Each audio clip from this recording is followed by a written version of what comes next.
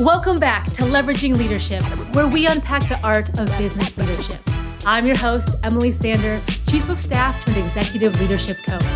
This show is all about finding your points of greatest influence and leveraging them to better serve those around you.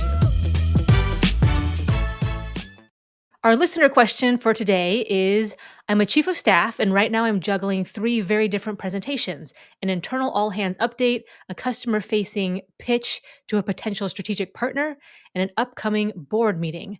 I feel like I have the big chunky stuff covered, the numbers, the updates, the basic storyline, but it all feels kind of bland. I'm struggling with how to make each one meaningful and compelling for its specific audience, instead of just repackaging the same information 3 different ways. What is the best approach so this content really resonates? And this is from Carlos in Texas. All right, Carlos, nice question here. Thank you.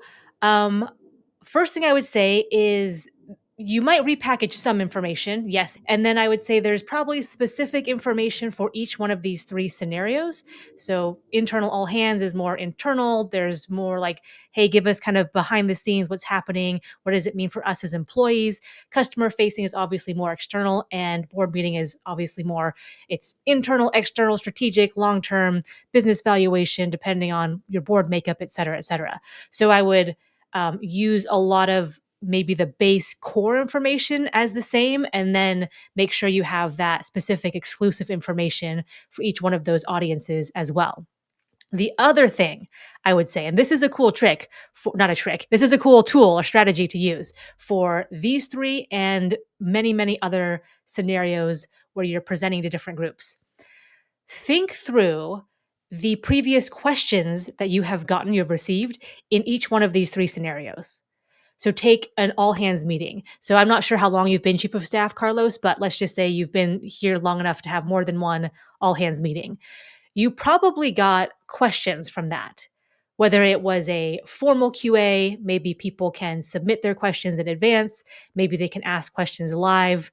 If it's an in-person town hall, they grab a microphone. If it's online, maybe they drop some questions in the chat, whatever it is. But are there questions you get? Sometimes it's anecdotal, kind of after the fact. You hear kind of questions in the hallways or questions that pop up when you're in different meetings, referencing and referring back to the all hands. So think through, like take a minute, take a beat, and think through, what were the questions we got at the last all hands meeting? And there's going to be obviously some very specific questions that were like, okay, yeah, that was for that specific thing that happened in that specific time period. Look for trends across the questions. Oh, wow, we always tend to get this type of question. We always get questions around pay raises. We always get questions around, is this one office shutting down? Because that's kind of been in the back of people's minds for 12 months now. We always tend to get questions around, are we going to go after this type of customer or that type of customer? So look back and say, are there some patterns or trends on category, designation, just type of question? How do we do this? Is it internally focused? Is it externally focused? Are people paying attention to like the internal office logistics internally? Are they paying attention to the customer churn externally? Are they paying attention to the industry stuff? So pick out some of those patterns and trends if you can, and then front run them and fold them into your actual presentation this time, and see if you can answer some of those things within your presentation. You or the team can answer some of those things in your presentation. Same exact thing with the customer-facing pitch to a potential partner and an upcoming board meeting. So both of those things you should have reps on, or the team should have reps on. Let's just say, for example, you're a brand new chief of staff. You are probably not the only one presenting in either one of these scenarios, at least I hope not. So you can rely on your team and ask them, hey, let's think through as a group, or maybe you can do it individually and we can come back as a group, or maybe you do it individually and you send them to me individually. What questions have you received in these scenarios? Team, what questions do we tend to get in a customer facing pitch to a potential strategic partner? and they should have, Q&A and follow-up questions and maybe RFP questions and official questions they can reference, and then like, look, I had, drinks with this guy over here and he told me like we didn't cover this part.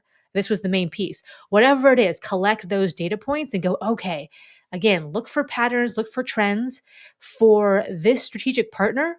Are there like strategic partners that you have presented to in the past? Are there similar types of partners that you have pitched to in the past? Can you weight them heavily? And you're like, oh, okay, these kinds of partners tend to ask these questions. They want to know these things and fold that into your actual presentation, front run that. Same thing with board meetings. You should have tons of data from your team, from being in previous board meetings yourself. If your principal is the CEO, that's great. You should have a funnel and channel of data there. CFOs are usually good people to talk to about this as well. And then if you've sat in board meetings and or you've run point on preparing board meetings and board governance, you might have direct channels and connections to board members, in which case I would ask them specifically, hey, thinking about what we talked about last time, and you think through the questions and think through the follow-ups they ask you for, we're proposing presenting this. Does that match with what you want to hear? Does that match with what you want to us to cover as an executive team? So, taking the previous questions from all of those scenarios can be really helpful and informative to bake that into the actual presentation this time. I see this as an iterative process where you start with, like you said, the big chunky stuff, which is like, yep, here's the basic stuff that most people cover in these scenarios. And then every time you do it, you want to refine it or fine tune it and make it a little better. So you're iterating each time. So each repetition, you get closer and closer and closer to what they actually want to hear. And so you have less reactive questions because you've preempted them. So that's a strategy that I've certainly used myself, that I talk to people about using all the time, but really listen to questions. One person I was just talking to, when they got questions in a presentation, they took that as bad. They took that as a negative where, Emily, I failed because I didn't present the right information. And there's certain scenarios where it's like, yeah, you should have prepped for that. And that was due to your lack of preparation, which was an obvious question you were going to get. That's to one side. But there's a whole other realm of this where you can't possibly predict every question, but you can use every question as a learning opportunity, going, oh, that's a really good question. That totally makes sense. I totally understand why you're asking. And that's so interesting. And that's just, let me think about that. Maybe letting me think about that out loud. Maybe let me pull some initial stats on the fly and share that. Maybe let me say, that's a great question. I'll get back to you. But questions can be ample fodder for future presentations. So take those as like incoming data points where they're almost a gift. And this person's said, I see them as like incoming fire. I'm just being attacked and rat-a-tat-tat-tat-tat by questions. And, there's certain scenarios where, for whatever reason, I've been in board situations where certain members are trying to do that for dramatic effect or to make themselves feel better, to push you down or whatever. So there's certain scenarios like that. Those to one side for a second. There's lots of questions that are just like, nope, I didn't think of that, which is not a horrible thing, but that's a really interesting question. You care about that. And maybe you ask them a follow-up question to dig into like, why do you care about that? What are you going to use my answer for? Or how does that help you make a decision? Or what brought that question up?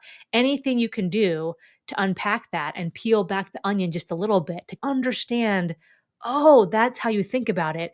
If that's how you think about this, oh my gosh, we need to present this section like this to you.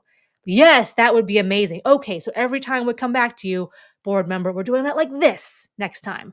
Got it. Click. One thing I want to go back to, I said set the questions aside where they're like kind of a incoming fire situation.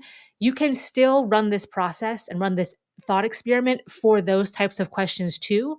Just know there's kind of an extra layer of politics that might be in there. But they're asking for a reason.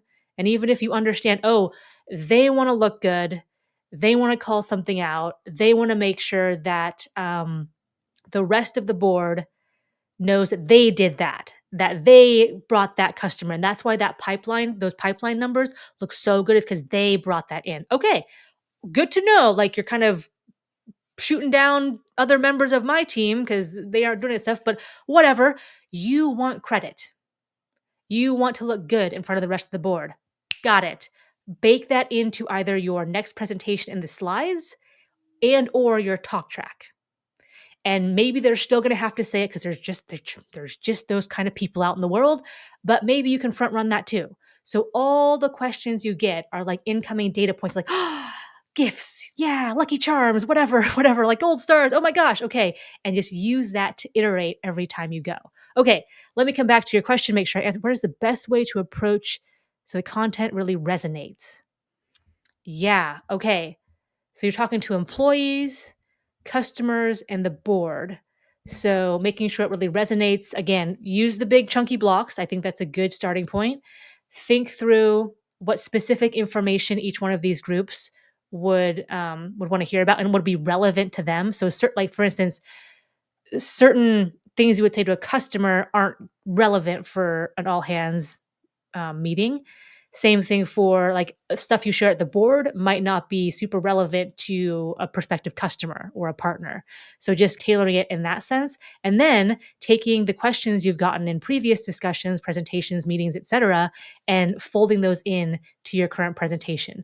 And really taking time to think through, like, okay, let me take half an hour to brainstorm and think through the questions. Let me throw this out to the team to see what they come back with. But I think those would be good strategies to do that. And then, you know, there's classic like surveys and follow ups and kind of official touch points with certainly your employees, all hands, certainly the board, even customers.